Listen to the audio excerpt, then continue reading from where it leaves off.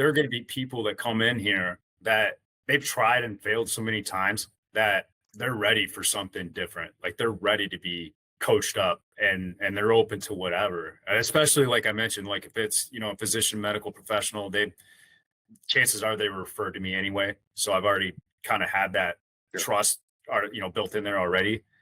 But then there's times that it doesn't work out like that. And that can be tough from a coaching perspective, because then I got to utilize an attribute that I don't necessarily utilize so well or express so well all the time, and that's patience. You know, and because like, and it's got better over the years because I've learned not to take things personally, for one.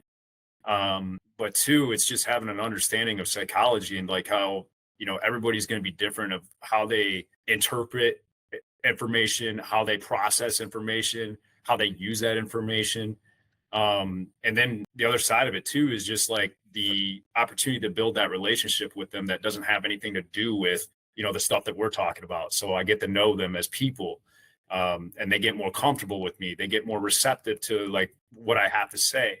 You know, I have had like I've got one physician that works with me, super brilliant guy, one of the smartest guys I've ever met, and so much so that even though he came to me for help, he was pretty resistant to my approach. And so we would have discussions about biomechanics and things of that nature that would go in great detail. And then finally, I started to win him over a little bit with the more conversations I had along those lines, where I could connect the dots when he was moving during his sessions. And I could stop and say, hey, remember when I said this about the hip?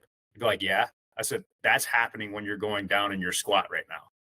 Oh, okay. And so like that, I guess, you know, in that situation, I got his respect because, you know, my profession, like that's not super common that, you know, you can find somebody that can have those type of conversations and understand what's going on, to that degree. And so I can see why a physician would come in here and be super skeptical of like, this dude with a bachelor's, what other letters has he got next to his name?